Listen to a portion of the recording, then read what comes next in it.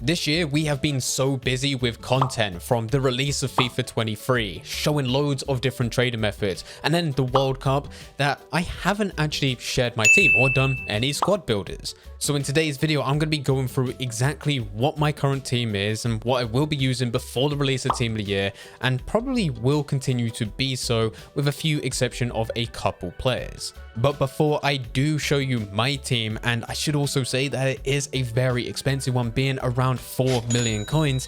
If you want enough coins to actually be able to purchase some of these players, then make sure that you do head over to AOA. Over there, you can get yourself some cheap, fast FIFA 23 coins, completely reliable, and if you use Fnatic at checkout, you also get yourself a 3% discount. Link can be found in the description down below. Nice. So today, we are going to be going through my current team, and the cool thing about it is everyone apart from one player is untradeable. Some I've been able to pack, being extremely lucky. Others I've worked towards as I've had to go through different types of SBCs. And I should also say that this is my team before Team of the Year, and probably will be going up to it. So the reason some of these players, even though I can probably swap them out, I'm not going to, because I'm waiting for the market crash, which has already begun. So with all of that said, without further ado, this is the team. Starting off in net, we have Mainan. For our right back, we've got Kyle Walker. Center back, and our first expensive player being Lucio. Beside him, we have Rudiger. On the left side, we actually haven't got a left back, but instead we've got Cafu, who is by default a right back. We're playing him out of position. In midfield, we've got Patrick Vieira, the one which he was able to get from the World Cup swaps that took 40 tokens. Beside him, we have 90 rated Brozovic. For our right wing, we have Gabriel Jesus, one to watch. For our left wing, we have Player of the Month Marcus Rashford. And then for our two striker pairing, on the right striker, we have Nunes, 87 rated, one to watch. And then for our left striker, we have 88 rated Haaland. This is the current team that I'm using. And I do want to highlight a few key details because I know there's going to be questions. Firstly, why am I using Cafu?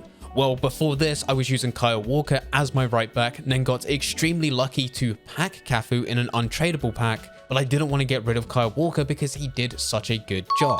So instead, I wanted to play with both. I decided to put one of them left back. And the reason that it's Cafu left back is because if I swap it the other way round, we end up losing chemistry. And chemistry isn't too much of a big deal, especially once you start dealing with good players like we're dealing with. But I do like the idea of getting that little bit extra, even if it means just switching a few players around, which is exactly what we've done. The only player within this team that I actually had to buy was Brozovic. I really like the look of his card, especially with that 88 defending and 84 physical, especially because I am going for a 4-2-4 formation when I initially start. That having two very solid center mids with Brozovic and also Vieira, I think is essential. And so far, it has worked out incredibly well. Now, because he is the only tradable player, I understand coming up to Team of the Year that there is going to be a market crash, and he will go down in value, especially with loads of people that do currently own him, currently selling him off, because there will be much better options with honorable mentions and even Team of the Year themselves. But I should say that he is the only tradable player, not just within the starting 11, but also I think my whole club at this point. I've got rid of everyone and I've made a pretty decent amount, and I'm using it for trading. I've got quite a few trades active that having just this one player within my club, which will go down in value, I'm fine with. I'm really not too bothered. I think with this team as well, there may be a few questions about Haaland. Of course, he was an amazing player at the beginning of FIFA 23. So many people were going for him, but after the patch, he is no longer as good as what he used to be. The lengthy player pace boost is no longer a thing, or at least it's not as effective as what it once was. And because of it, it led to loads of people getting rid of Haaland, but I still enjoy using him. He currently costs about 30k, which is a massive drop from the beginning of FUT, where he was about 300 or 400k. It was absolutely ridiculous. And even though as a player he has been nerfed, he's still great to use. Still 89 pace, 91 shooting, 87 physical, and he's 6'5". There's so many games where I get absolutely dominated, and I should highlight that I'm not a particularly amazing player. I'm good at trading, not actually good at playing FIFA, but still he comes up massive every single time. In fact, the only two weak spots that I see within this team right now is my goalkeeper, because goalkeepers are always hit or miss. It doesn't matter who I go for, it always feels like they just make some of the worst mistakes. It's just goalkeepers within FIFA.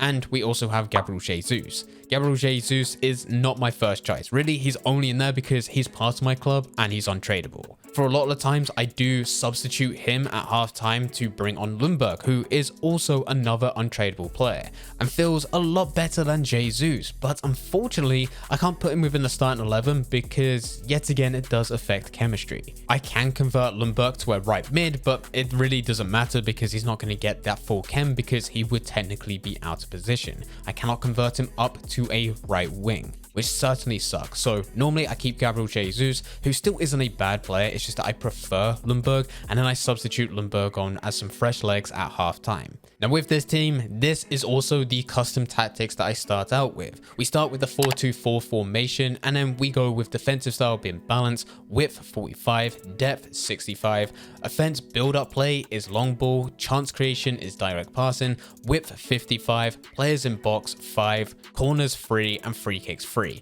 It's honestly nothing too crazy. For a lot of the times, I will not stick with the 4-2-4 formation, maybe for the first 10 or 15 minutes to see out how my opponent plays. And if it is good enough and I feel like I'm dominating, I will carry on going. But most of the time, that's extremely rare. I will change to a different formation, either being the 4-2-3-1, which means that there's going to be a few players that have to change positions. So my defense stays the same, Brozovic and Vieira then become my center defensive mids. And then for my midfield, I have Gabriel Jesus on the right, Rashford on the left, Nunes as a cam, and then Haaland as my striker. If I feel like I need to be a bit more attacking, then I'm going to head over to the 4-3-2-1. Yes, again, this means that there's going to be some changes. With my defense, stays the same again.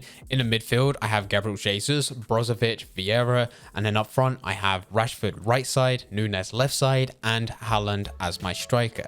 Now, this also might seem a bit weird because then I have Kyle Walker, Gabriel Jesus, and Rashford on that right side. Maybe Gabriel Jesus shouldn't be used as a centre mid, or even Lundberg for that matter once I substitute him on, but I do have Kyle Walker, Gabriel Jesus, and Rashford to all push forward. Kyle Walker's got join the attack, Gabriel Jesus has get forward, and Rashford is getting behind. And normally that leads to a pretty good trio. Very pacey between them. I do play the majority of my FIFA down that right hand side, and it works great for me when I get to do that pass and go.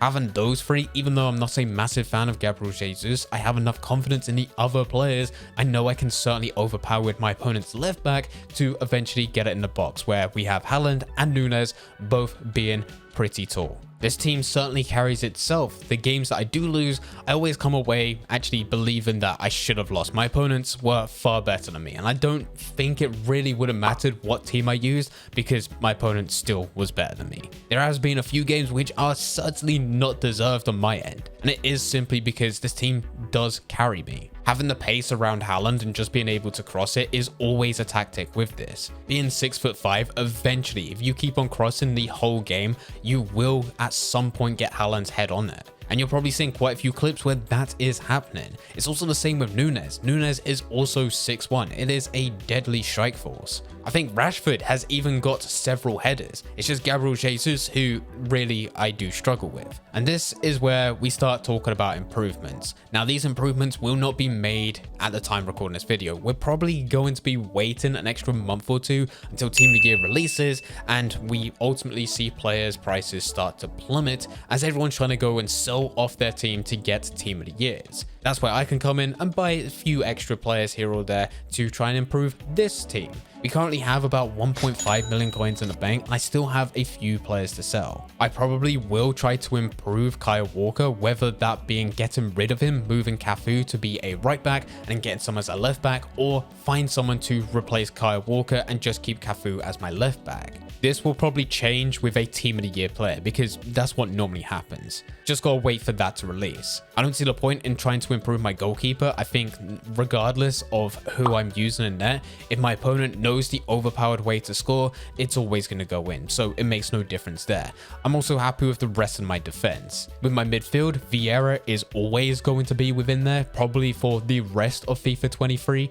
If not, he'll be on the bench, in which I'll substitute him on, but 9 out of 10 times I'm probably going to use him. Great player to use. Brozovic, as already said, the only tradable player within this team, I probably will get rid of him.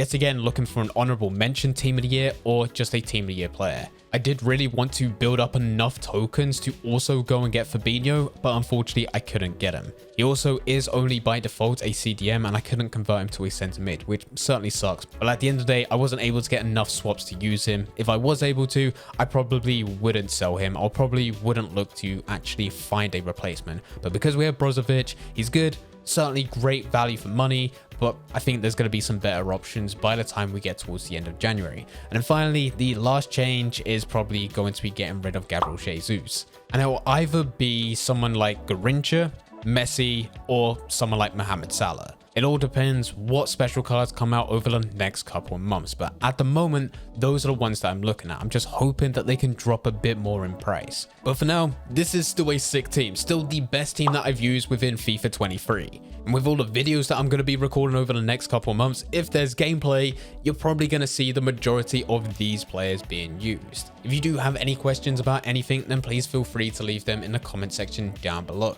But anyway guys, I hope you guys did enjoy it. If you did enjoy it, don't forget to leave a like and subscribe. But for now, I'm going to see ya.